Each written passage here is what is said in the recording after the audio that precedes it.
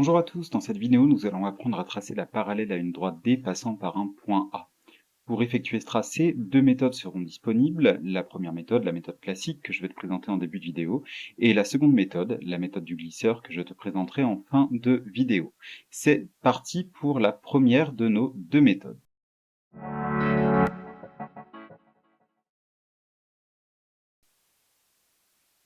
La première des deux méthodes permettant de tracer la parallèle à la droite D passant par le point A consiste à tracer une perpendiculaire intermédiaire à la droite D, puis une seconde perpendiculaire qui, elle, passera par le point A. Pour utiliser cette méthode, tu as donc besoin de ton équerre. Pour savoir comment tracer une perpendiculaire à la droite D, je te renvoie à la vidéo correspondante à laquelle tu as accès à partir de ton cours. Donc on va commencer par positionner l'équerre le long de la droite D, comme ceci. Et on trace une première perpendiculaire à la droite D qu'on peut par exemple appeler D'. Cette perpendiculaire, ce sera un trait de construction, donc je te conseille de le faire en pointillé pour ne pas trop surcharger ta figure.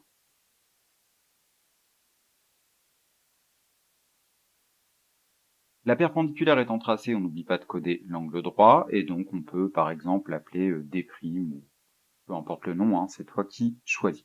Une fois que tu as tracé cette perpendiculaire intermédiaire, tu vas devoir tracer une deuxième perpendiculaire, donc une perpendiculaire à D', qui, elle, va passer par le point A. Pour tracer cette deuxième perpendiculaire, on utilise encore l'équerre, donc on positionne un des côtés de l'angle droit de l'équerre contre la droite D'. On fait en sorte que le deuxième côté de l'angle droit passe bien par le point A. Mon équerre est bien positionné, hein, un côté le long de D', l'autre côté passant par A. Et donc là, on va tracer la deuxième perpendiculaire, qui sera, elle, parallèle à D. On va donc la tracer en trait plein. On pense à la prolonger.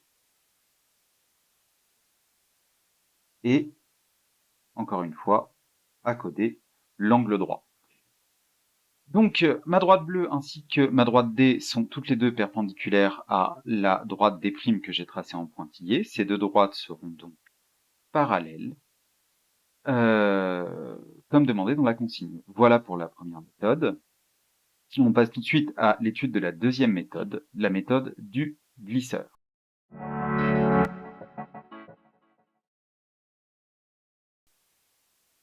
Cette deuxième méthode, la méthode du glisseur, est un peu plus compliquée à utiliser que la première, mais elle a un avantage par rapport à celle-ci, c'est qu'elle ne nécessite pas de tracer une perpendiculaire intermédiaire. Pour utiliser cette méthode, tu auras besoin de ta règle et de ton équerre.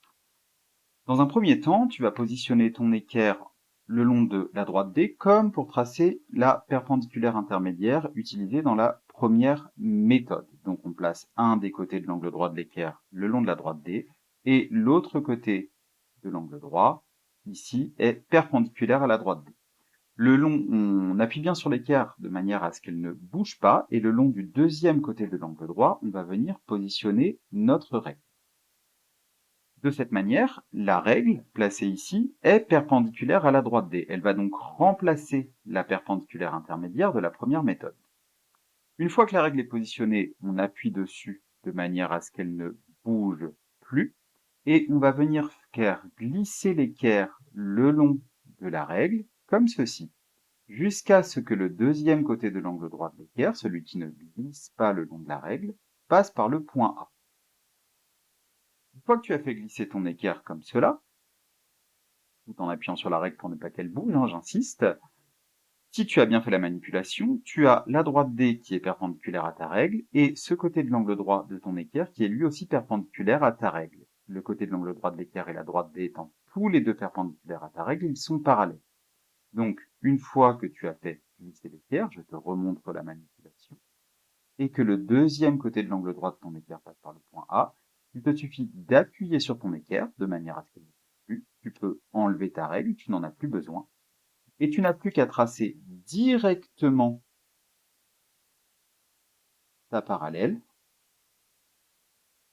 le long du côté de l'angle droit de l'équerre. Bien sûr, tu n'oublies pas de la prolonger.